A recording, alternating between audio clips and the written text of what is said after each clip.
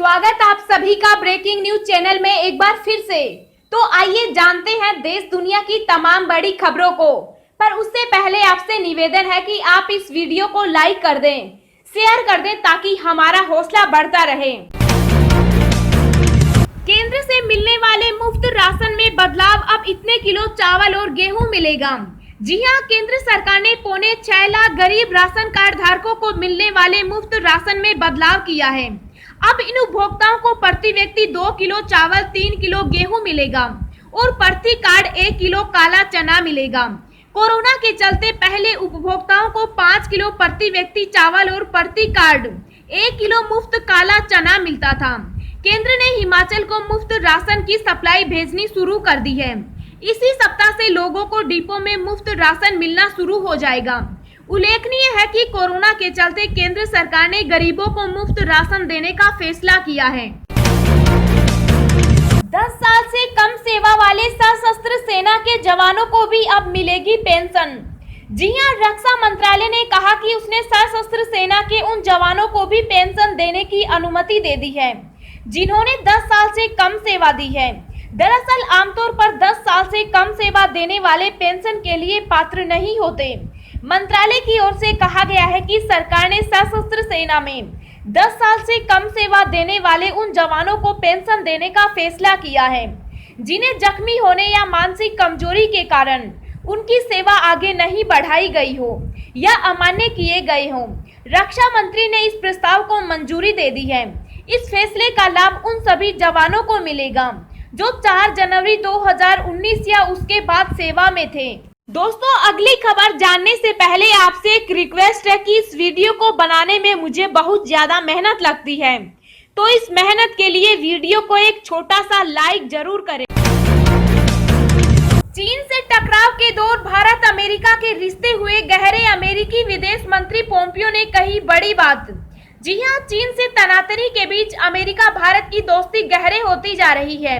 दुनिया का सबसे बड़ा शक्तिशाली देश अमेरिका भी अब भारत को अपना सबसे बड़ा साझेदार मान रहा है।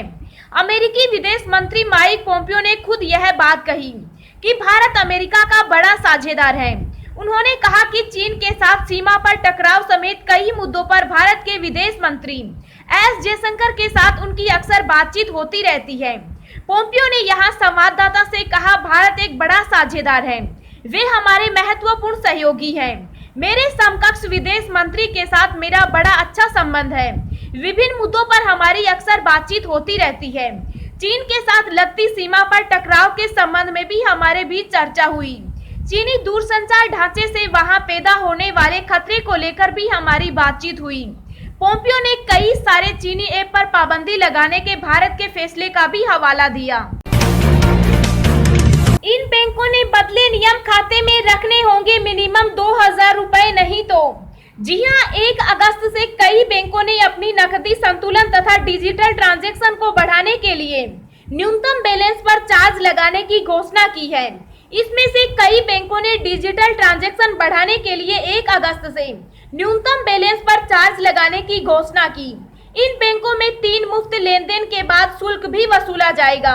Axis bank, bank of Maharashtra, Kotak Mahindra bank तथा आरबीएल में यह चार्ज 1 अगस्त से प्रभावी होगा।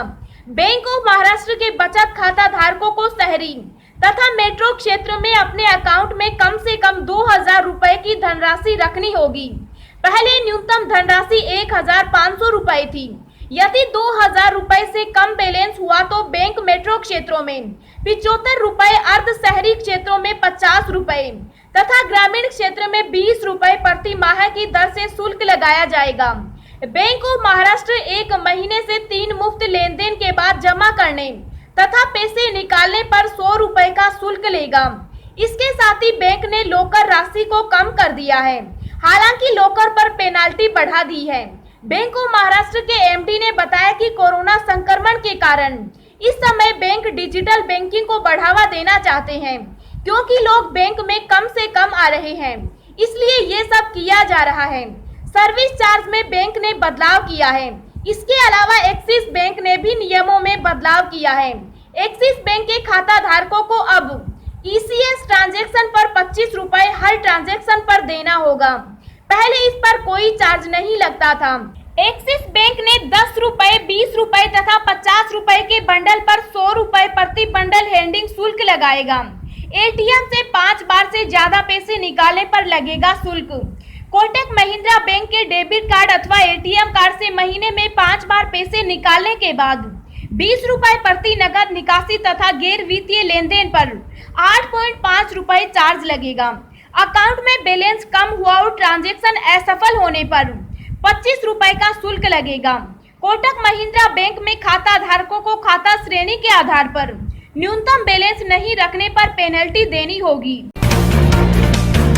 इस मामले पर चीन ने दी अमेरिका को खुली धमकी, कहा अब तूफान के लिए तैयार रहो। जी हां, अमेरिकी राष्ट्रपति डोनाल्ड ट्रंप के हांगकांग का स्पेशल स्टेटस खत्म करने के फैसले के बाद अब चीन ने अमेरिका को खुली धमकी दे दी है। चीन ने कहा है कि हांगकांग उसका आंतरिक मामला है और अमेरिका उसमें दखल देने से पहले सोच समझ ले। इतना ही नहीं, चीन ने साफ तौर से कह दिया है कि वो हमेशा से शांति और बातचीत के जरिए हल निकालना चाहता है, लेकिन अगर अमेरिका नहीं समझ रहा और समुद्र में लहरें बनाने की कोशिश में लगा है तो फिर बड़े तूफान के लिए अमेरिका तैयार रहे। बता दें कि ट्रंप ने हांगकांग पर एक नए कानून को मंजूरी दी है। इस कानून के तहत अमेरिका अब उन चीनी अफसरों और कंपनियों पर कानूनी कार्रवाई कर सकेगा जो वहां लोकतंत्र की मांग को उठाने नहीं दे रहे। इसके साथ ही अमेरिका जिन कंपनियों को स्पेशल स्टेटस के अंतर्गत कुछ छूट देता आ रहा था वो अब नहीं देगा।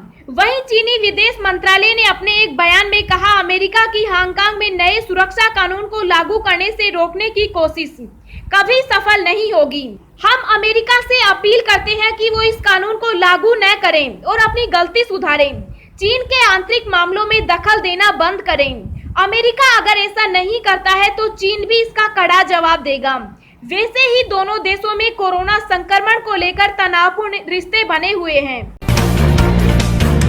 इस राज्य में 10 अगस्त तक लागू किया गया जनता कर्फ्यू, घर से निकलने की नहीं मिलेगी अनुमति।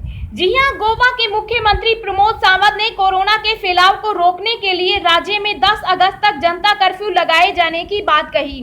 उन्होंने कहा कि ऐसा कोरोना के बढ़ते प्रभाव के मद्देनजर किया जा रहा है। वहीं गोवा में शुक्रवार, शनिवार और रविवार के दिन 3 दिनों के लिए पूरी तरह से लॉकडाउन रहेगा। यह कर्फ्यू रात के 8 बजे से सुबह के 6 बजे तक रहेगा। इस दौरान लोगों को घर से बाहर निकलने की अनुमति नहीं होगी। सिर्फ इमरजेंसी के दौरान आप मेडिकल सेवाएं लेने के लिए ही बाहर निकल सकते हैं।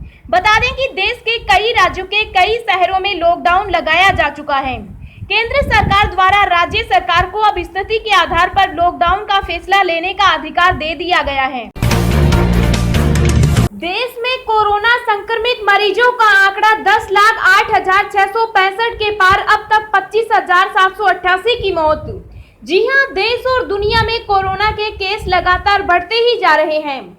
ताजा आंकड़ों के मुताबिक देश में अब तक 10,08,665 संक्रमण के मामले सामने आ चुके हैं और एक्टिव केस 3,47,681 हैं, जिसमें से अभी तक 25,788 लोग अपनी जान गंवा चुके। वहीं इसके बीच अच्छी खबर ये भी है कि अब तक 6,44,518 संक्रमित मरीज ठीक भी हो चुके। दुनिया भर में कोरोना वायरस की वजह से कुल 5,92,635 लोगों की जान जा चुकी है, जबकि वायरस से संक्रमित लोगों की संख्या 1,38,28,752 हो गई है। इनमें एक्टिव केस 50,37,974 है और खुशी की बात यह है कि अब तक 82,14,323 लोग ठीक हो चुके हैं। जियो अगले साल लॉन्च करेगी made in India 5G service, Reliance AGM में मुकेश अंबानी का ऐलान। जी हां, रिलायंस इंडस्ट्री की 43वीं एजीएम में रिलायंस इंडस्ट्री के चेयरमैन मुकेश अंबानी ने निवेशकों का स्वागत किया। चेयरमैन मुकेश अंबानी ने बताया कि जियो ने made in India 5G solution तैयार कर लिया है, जो भारत में वर्ल्ड क्लास 5G सर्विस प्रदान करेगा। साथ ही बताया गया है कि स्पेक्ट्रम की उपलब्धता के साथ ही इसका ट्रायल शुरू हो गया है। मुकेश अंबानी ने जियो के 5G सॉल्यूशन को पीएम मोदी के आत्मनिर्भर भारत को समर्पित किया है, जिसे अगले साल तक पेश किया जाएगा। बताया गया है कि ये 100% मेड इन इंडिया होगा। मुकेश अंबानी ने कहा, जियो मीट भारत का पहला और एकमात्र cloud based video conferencing app है। इसे सिर्फ 2 महीने में ही यंग जियो प्लेटफॉर्म टीम ने तैयार किया है। इस ऐप के लॉन्च के कुछ दिन बाद इसे 50 लाख लोगों ने डाउनलोड कर लिया है। साथ ही आपको बता दें कि मुकेश अंबानी ने बड़ी घोषणा करते हुए कहा कि गूगल जियो प्लेटफॉर्म में 7.7% हिस्सा 33,737 करोड़ रुपए में खरीदेगा। इसके साथ ही 3 महीने में रिलायंस जियो में विदेशी कंपनियों द्वारा ये 14वां निवेश है। एसबीआई के ग्राहकों के लिए अलर्ट आपके साथ हो सकती है, ये फ्रॉड जानना है जरूरी। जी हां, इंटरनेट और मोबाइल बैंकिंग का प्रयोग लगातार बढ़ता जा रहा है। ऐसे में फ्रॉड करने वाले भी हर दिन नए नए तरीके लेकर के आ रहे हैं, जिससे वे लोगों की मेहनत से कमाई पर हाथ साफ कर सकें। बैंकों के ग्राहकों को रोजाना ऑनलाइन फ्रॉड की खबरें आती रहती हैं। ऐसे में देश के सबसे बड़े बैंक एसबीआई ने अपने ग्राहकों के लिए अलर्ट जारी किया है। इतने तरह से हो सकते हैं फ्रॉड। एसबीआई कार्ड धारकों को चेतावनी देते हुए बैंक ने ट्वीट किया था और सुझाव दिया था कि उन्हें अपने डेबिट कार्ड और क्रेडिट कार्ड जैसे सीवीवी कार्ड नंबर, ओटीपी या किसी अन्य कार्ड विवरण से संबंधित गोपनीय विवरण साझा नहीं करना चाहिए। एसबीआई ने अपने ग्राहकों को एक ट्वीट के माध्यम से सूचित किया कि बैंक कभी भी डेबिट कार्ड और क्रेडिट कार्ड जैसे सीवीवी, ओटीपी, एसएमएस या किसी अन्य अति गोपनीय जानकारी से संबंधित कोई विवरण नहीं मांगता है। बैंक ने कहा कि अगर किसी एसबीआई ग्राहक को ऐसा कोई मेल मिलता है तो उन्हें समझना चाहिए कि यह उनके पैसे चुराने की ऑनलाइन ट्रिक है। एसबीआई ने ग्राहकों को सुझाव दिया है कि वे ऐसी कॉल से बचें और यदि उनके पास एसबीआई कार्ड से संबंधित कोई क्वेरी है तो वे एसबीआई कार्ड की आधिकारिक वेबसाइट sbicard.com पर लॉगिन कर सकते हैं।